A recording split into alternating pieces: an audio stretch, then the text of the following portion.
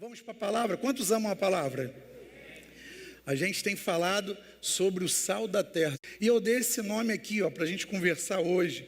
Fazendo a diferença. Está aí atrás para você ler, para você acompanhar. Eu creio que Deus chamou a gente para ser sal da terra, luz desse mundo. Somos filhos de Deus, somos os justos da terra. Sim ou não? Todos nós somos. Um dia que você se encontrou com Jesus, Ele te fez, Ele mudou a sua identidade, teu status mudou. Você passou você era inimigo de Deus e você passou a ser filho de Deus, amigo dEle, e agora Ele não te larga nunca mais.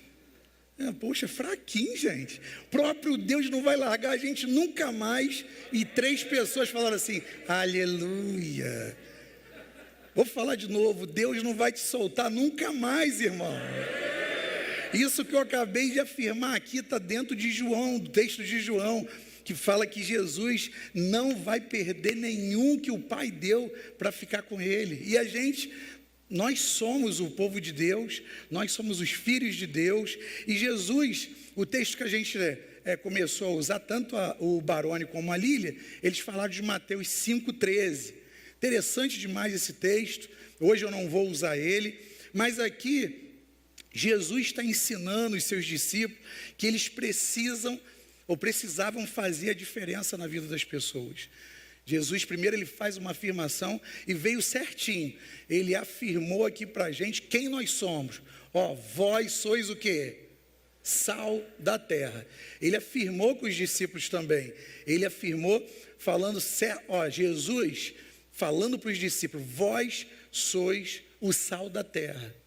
É uma afirmação. A pessoa pode até não querer aceitar, mas se ela veio para o reino de Deus, Jesus está afirmando que as pessoas agora nele são o sal da terra. Isso ele fala em Mateus 5, verso 13. Quando chega no 14, eu estou com a minha Bíblia aqui aberta, ele fala, vocês são a luz do mundo. Gente, sal, luz. Jesus está usando aqui elementos para poder fazer uma aplicação pessoal para a gente.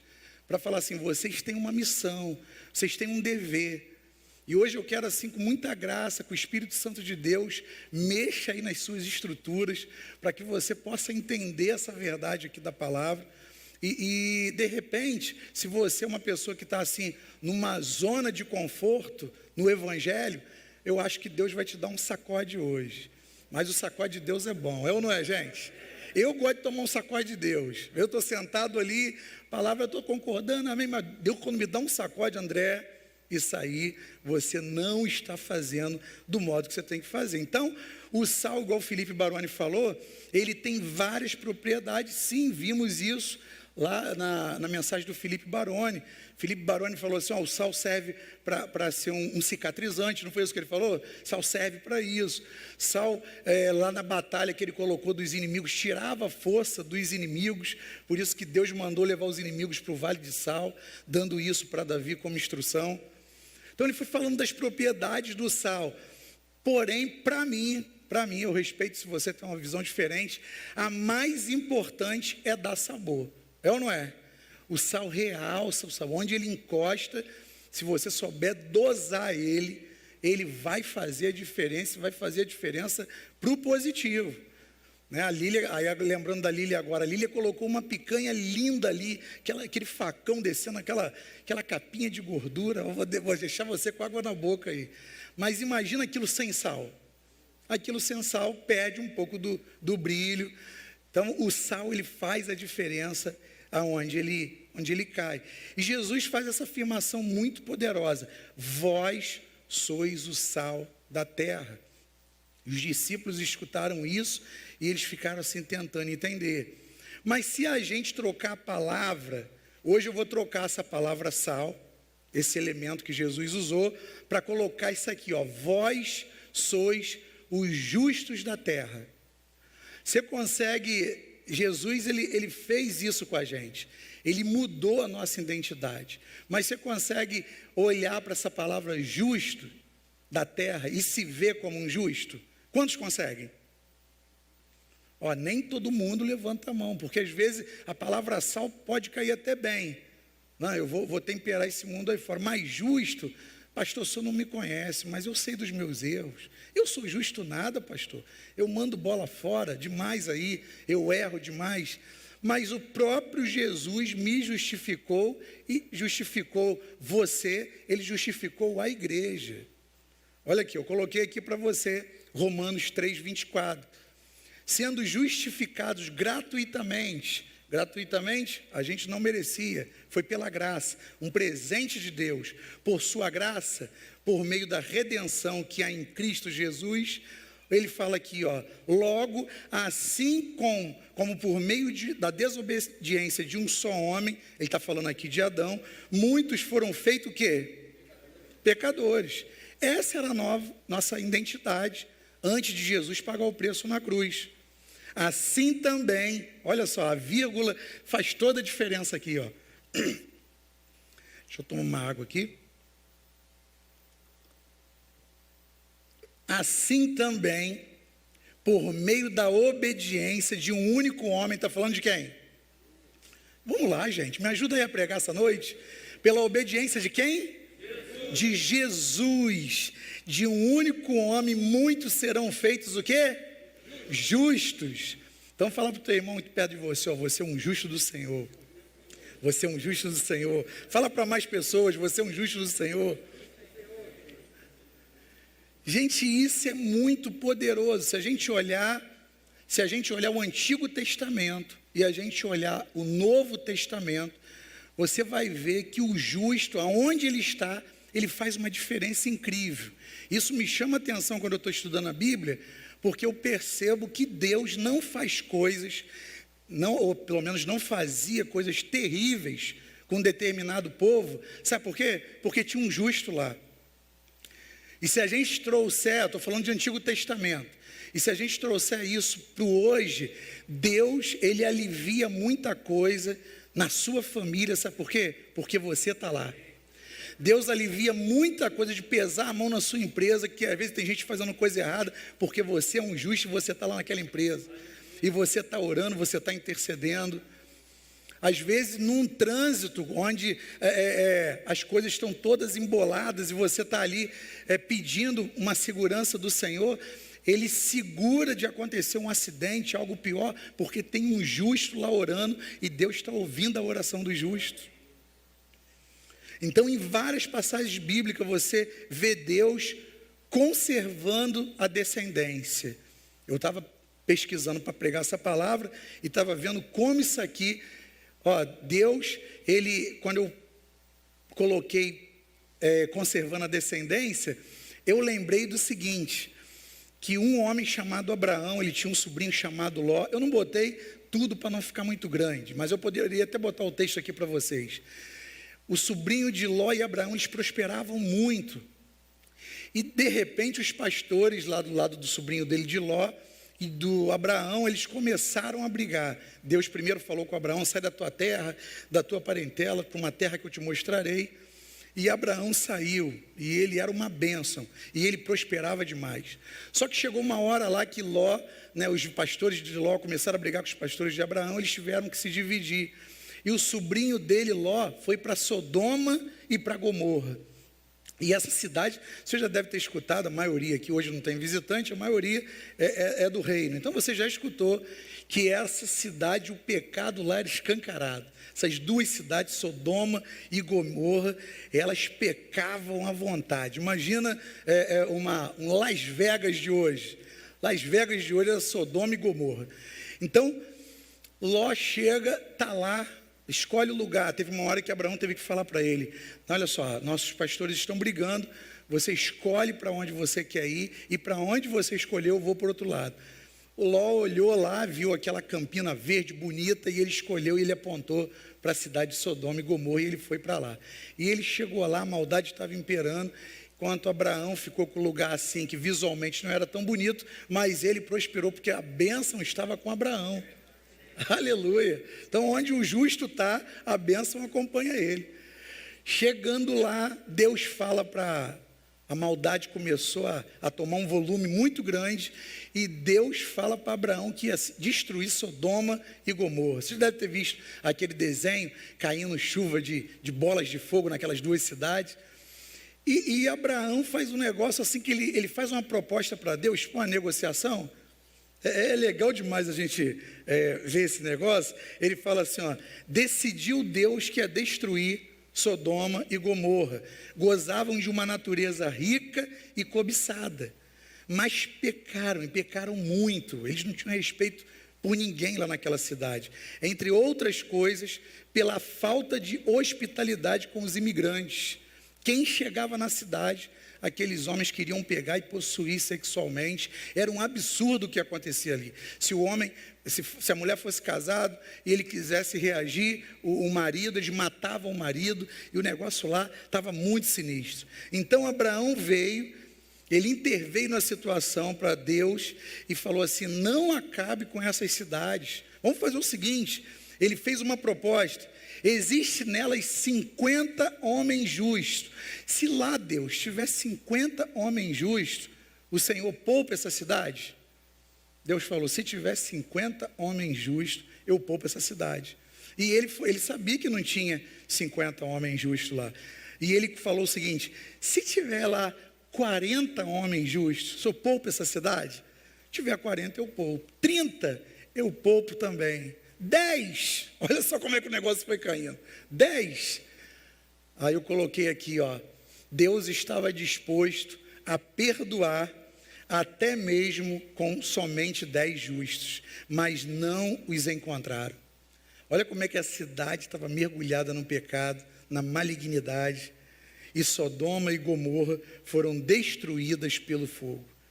Então, irmãos, o que eu estou querendo colocar aqui é que Deus preserva uma região se tiverem justos lá. Então hoje eu troquei o nome de Sal para falar que um justo faz a diferença onde ele está. O justo prospera na escassez. O primeiro que eu falei aqui foi que o justo, ele segura algo que Deus quer fazer, que quer acabar com tudo, e o justo segura isso aí. O justo também prospera na escassez. Não é a circunstância que faz o homem, é o homem que faz a circunstância. O que distingue um fracassado de um vitorioso não é a circunstância que o rodeia, mas a maneira como cada um lida com as circunstâncias. E é verdade, irmão, o deserto pode ser a sepultura para um, mas pode ser o palco de muita vitória para outro. Nessa pandemia, o que eu tenho escutado de testemunho, de pessoa que, de um lado, pessoas que perderam muita coisa, estão perdendo tudo, então elas estão indo à falência. Mas eu estou também escutando do outro lado, pessoas que na pandemia, elas estão fazendo grandes negócios, estão fechando várias propostas positivas financeiramente, e elas estão começando a galgar um outro patamar financeiro numa crise. Então isso aqui é bem verdade, na crise também é tempo de oportunidade. Você pode crer nisso aí? Se você é um justo, se você tem direção do Espírito Santo para a tua vida e pede revelação do que você não vai sair fazendo, só porque você é um cristão, você é um justo. Mas se você anda na direção do Espírito Santo, você vai pedir direção ao Espírito Santo e ele vai te dar revelação do que você tem que fazer no momento de crise. Estratégias, irmãos, estratégias que Deus nos dá, que a gente vai colocar tudo no lugar certo. Uns colocam os pés no terreno escorregadio da derrota, outros firmam espaço na estrada do triunfo. Isso porque acontece isso aqui, ó. A vitória, entretanto, não está na destreza do homem, naquilo que eu posso fazer com as minhas mãos, mas na providência do nosso Deus. Todos que na Bíblia você vê lá, estuda a história deles, colocaram a confiança deles somente em Deus. E funciona até hoje. Quando você não acha que a força vem de você, não, mas eu sou uma pessoa inteligente, eu vou criar uma estratégia, eu vou sair disso. Quando você se rende ao que Deus está fazendo, você experimenta resultados maravilhosos. Quando andamos dentro da vontade de Deus, o deserto floresce. Você pode dizer amém a isso? E se torna um território das nossas esplêndidas conquistas. Isso a gente já está escutando por aí. Moisés, ele era um justo, ele experimentou prosperidade no deserto, porque ele era um homem visto por Deus como um homem justo, um homem que amava Deus, um homem que amava o povo. Então, no tempo de escassez, o justo também, ele é preservado.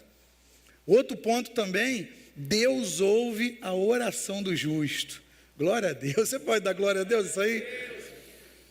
E eu coloquei o texto aqui para ler junto com você, de Tiago 5, 15 e 16, diz assim, ó, oração feita com fé curará o doente, o Senhor o levantará, e se houver cometido pecados, ele será perdoado, a pessoa. Isso tudo porque a oração do justo tem esse poder. Portanto, confesse os seus pecados uns aos outros, e ore uns pelos outros para serem curados. Por quê? Porque a oração de um justo é poderosa e eficaz. Aleluia, irmão. Se você se vê como um justo, e você tem que se ver mesmo, quando você ora por alguém, você pode falar com autoridade, ó, a tua situação vai mudar porque eu orei por você. Você é corajoso para fazer isso?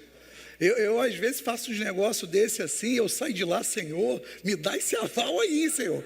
Eu falei na unção do Espírito Santo e daqui a pouco, passa alguns dias e daqui a pouco eu recebo o relato. Rapaz, você orou aqui, você deu aquela palavra para mim e o negócio aconteceu conforme você orou.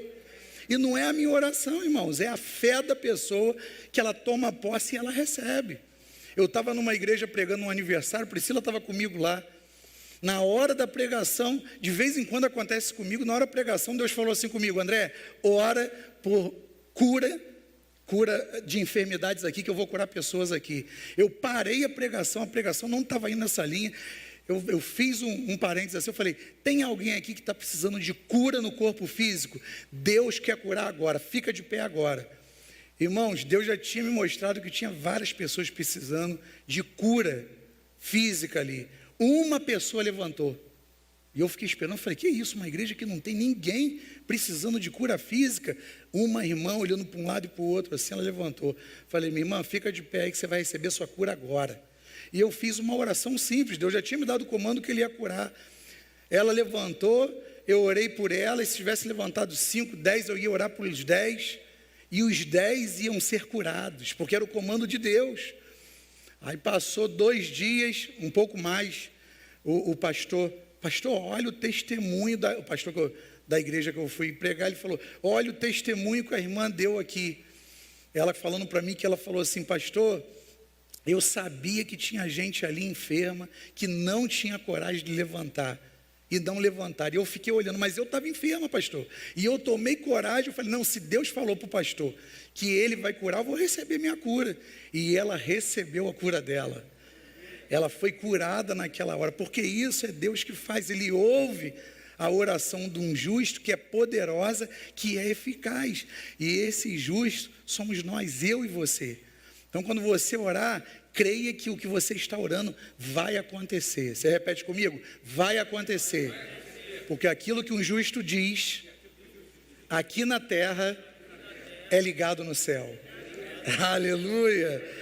Glória a Deus.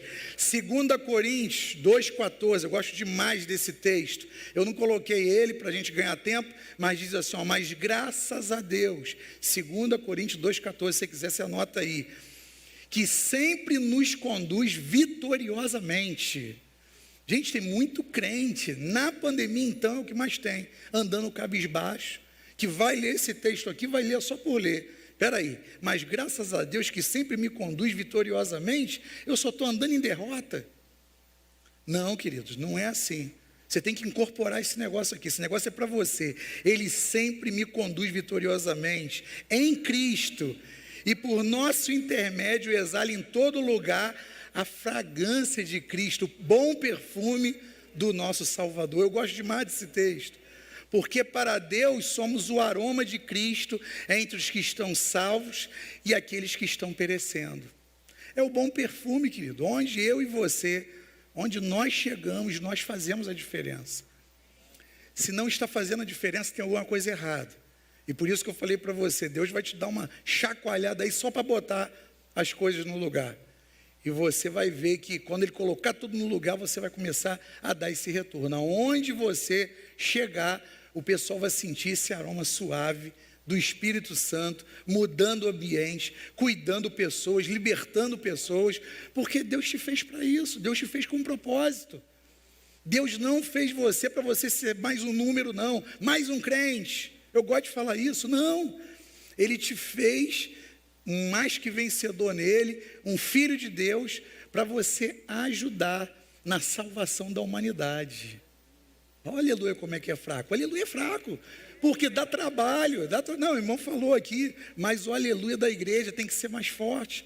Sabe por quê? Porque Deus, Ele não salvou a gente sem propósito. Há propósito para salvar a tua vizinhança. Há propósito para salvar a tua família, aqueles que não conhecem Deus ainda. Há propósito para salvar aquele que senta contigo do lado ali na condução, que você não conhece, mas você puxa um assunto só para introduzir o reino de Deus. Há propósitos, irmãos. E o papel do justo é levar esse bom perfume de Cristo para as pessoas. Posso ouvir um amém alto aí? Esse irmão aqui está aleluiado hoje, hein? Ele está gostei, meu irmão. É isso aí. Então não podemos, temos que fazer a diferença. É o título dessa mensagem. Fazendo a diferença. Não podemos nos calar frente às propostas de destruição que o mundo tem pregado aí. Gente, quando eu aponto para lá, é lá fora. É o mundo que está em trevas. As pessoas estão sem esperança. É verdade ou eu estou mentindo? As pessoas estão sem esperança.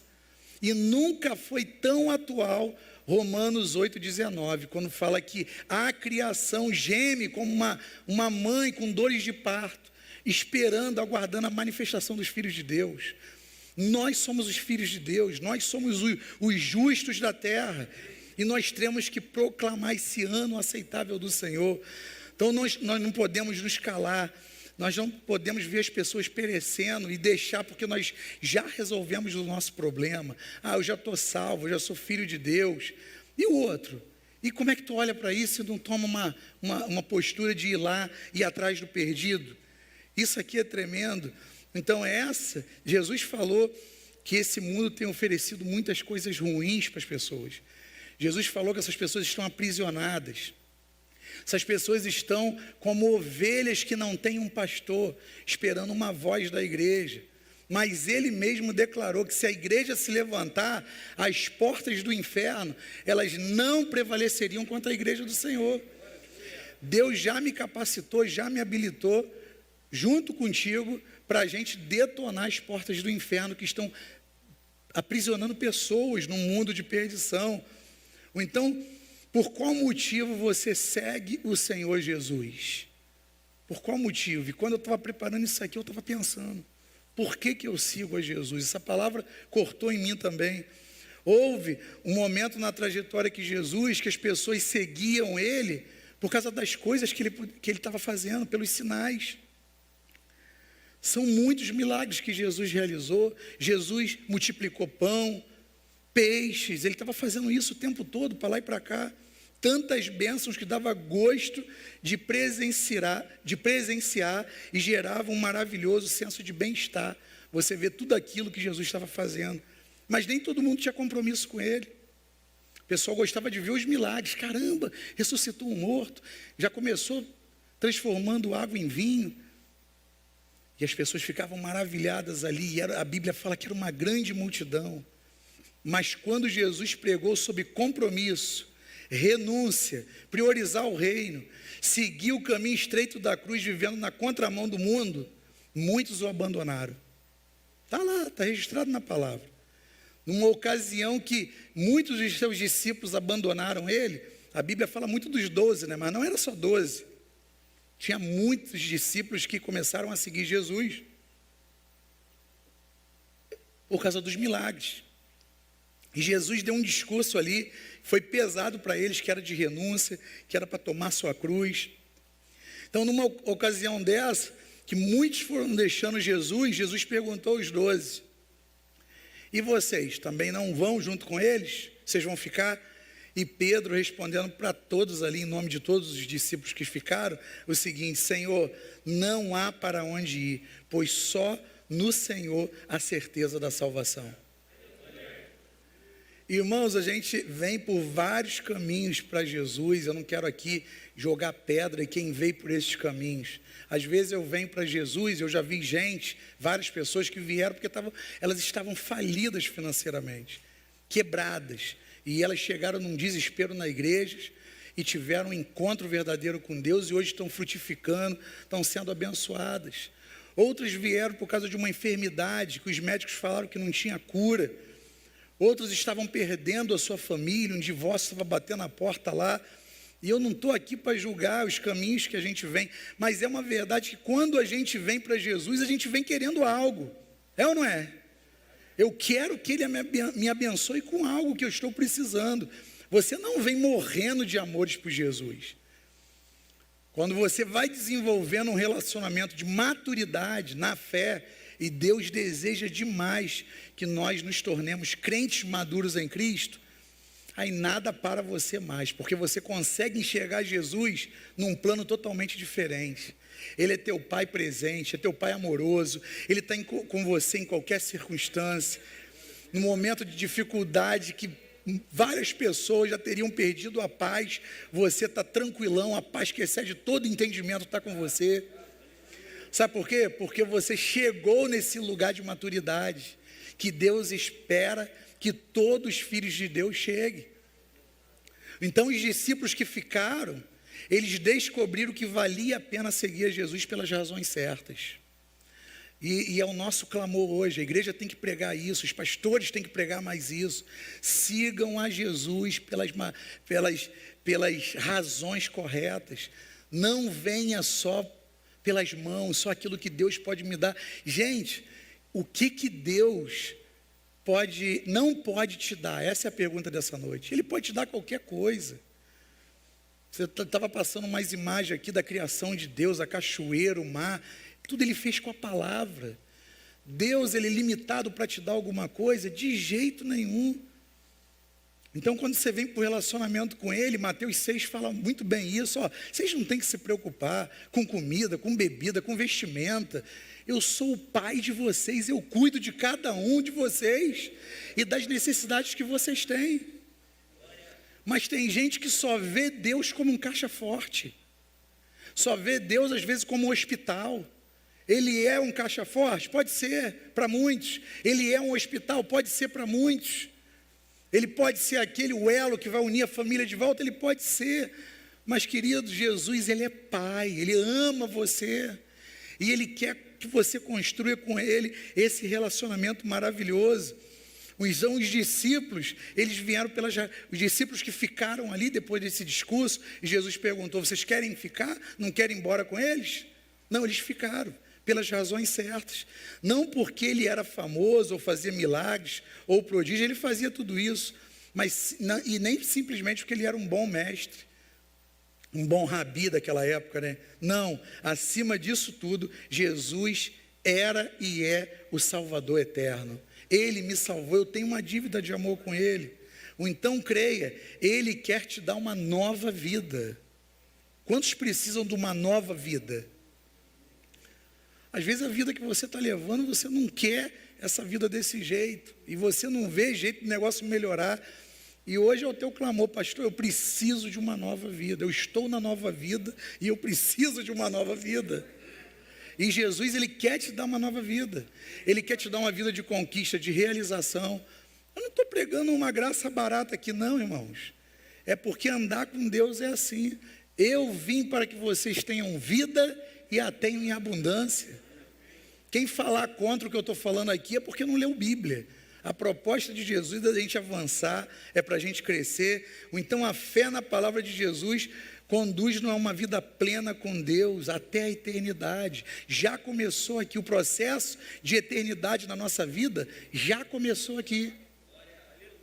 Eu às vezes penso, que eu vou morrer, aí vou começar vou começar uma outra etapa, mas já começou, irmãos. O teu espírito, quem você é, de fato, já começou a viver a eternidade com Cristo.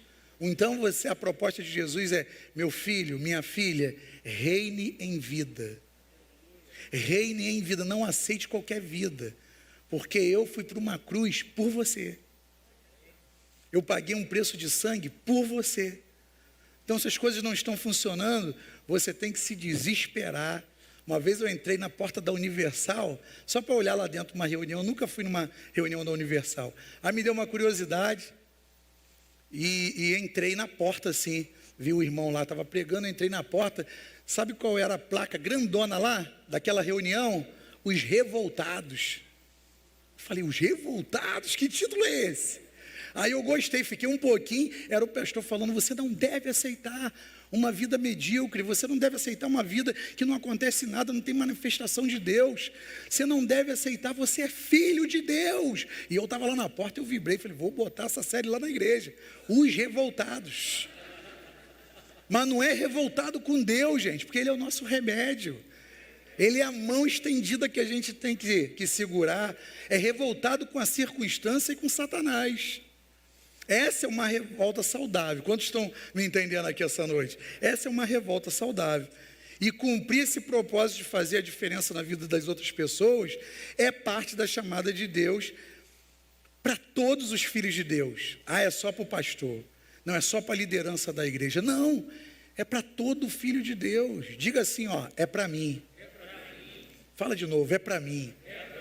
Por isso que eu quero que você entenda, eu quero que você saia daqui com essa semente essa noite. É para mim, sal da terra, luz, sou o justo da terra, eu tenho que fazer a diferença. Entenda isso, por favor. Deus conta com cada um de nós para a proclamação do Evangelho. E você não precisa justificar para mim, pastor, mas eu não entendo de Bíblia, eu não consigo decorar os versículos. Não, você, se precisar, você vai usar a Bíblia. Paulo fala que nós somos carta viva do Senhor. As cartas vivas do reino de Deus, andando por aí, em tudo que é lugar, influenciando as pessoas, sendo fermento. O fermento, você já reparou que o fermento, comparado aos outros ingredientes, ele é pequenininho assim. Às vezes você se sente pequenininho assim, mas você é o fermento, que quando cai no meio de uma massa grande, daqui a pouco você dominou aquela massa. Aí você canta assim, ó, está dominado, está tudo dominado. Você está influenciando positivamente.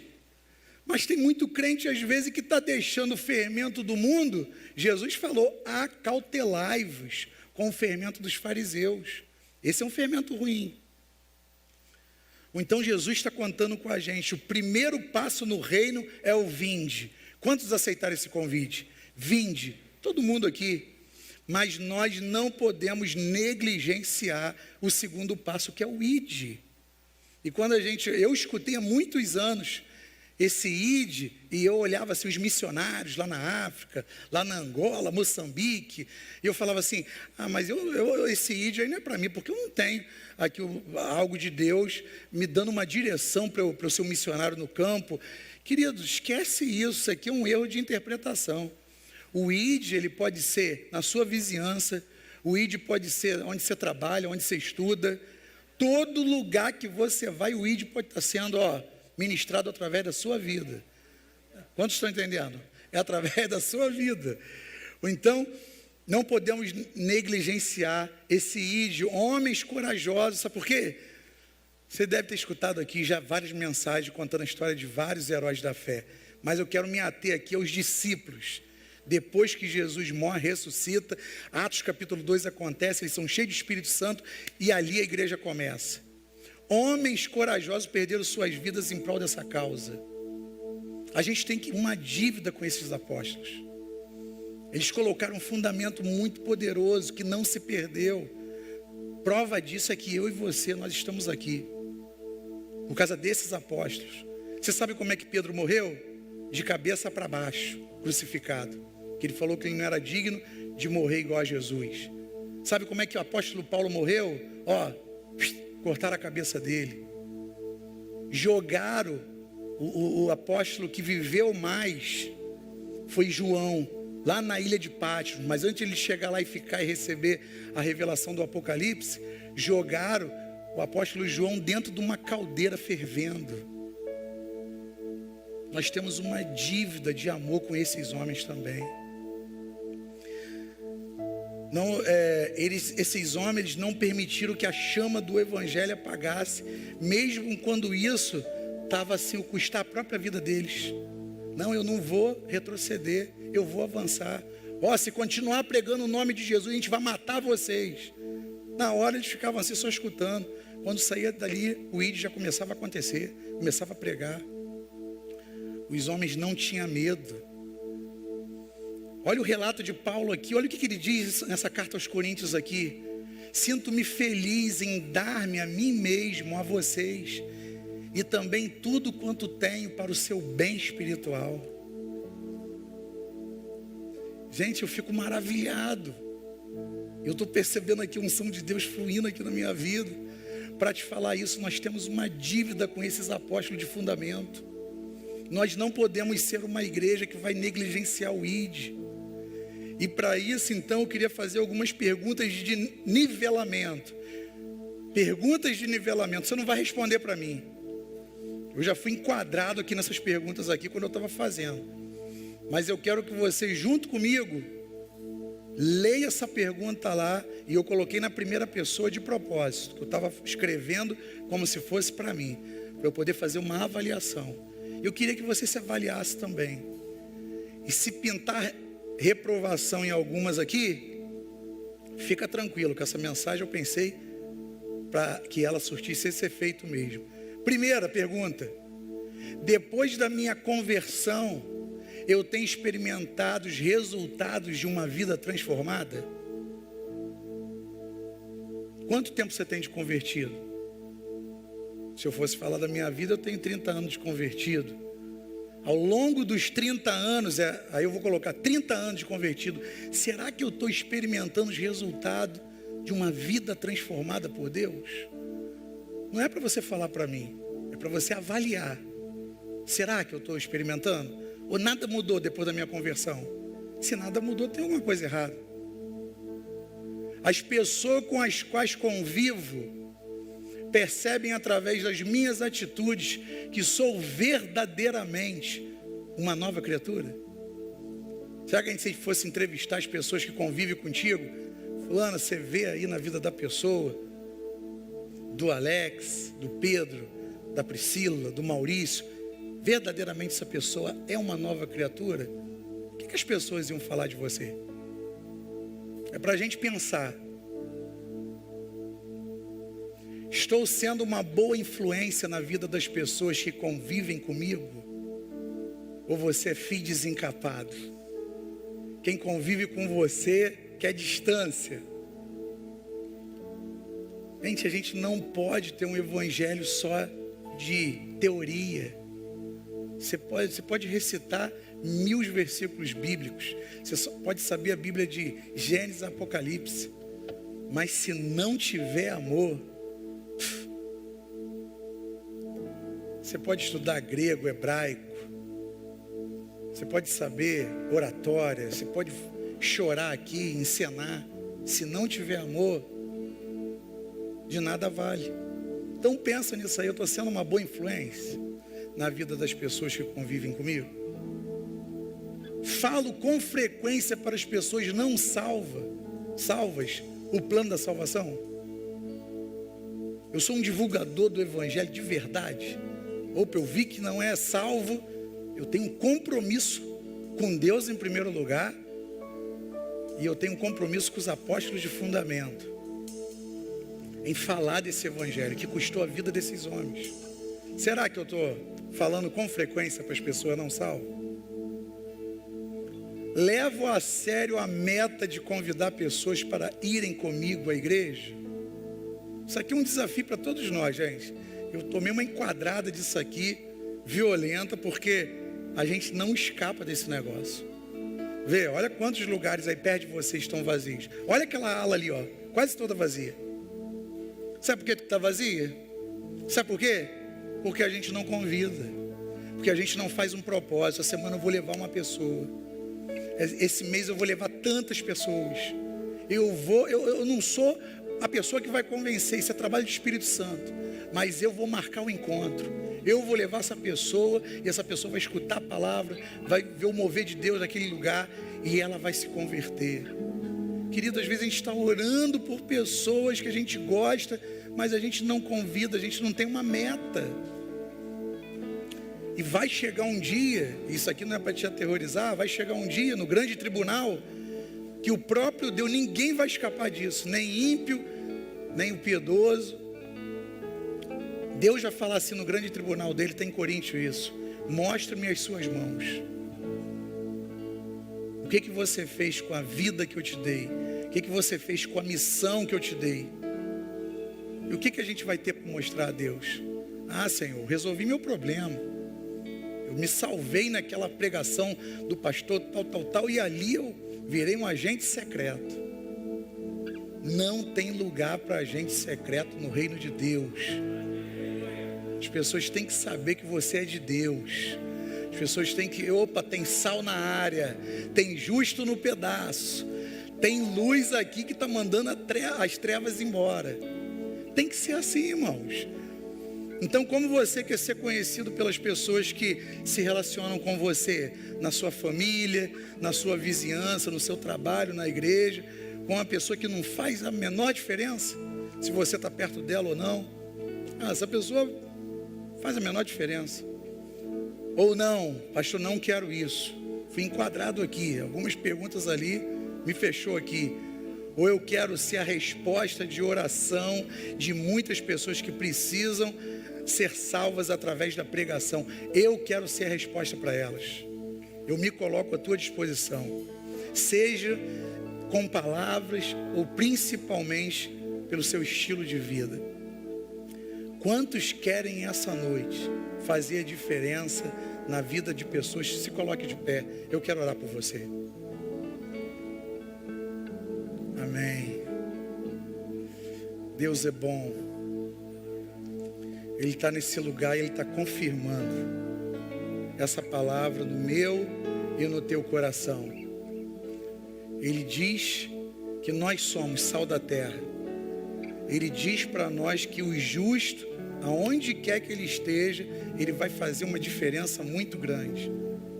Você pode parar, escuta isso, você tem o poder e a unção na sua vida para desfazer as obras do diabo. Mas para que isso aconteça, você tem que se ver assim.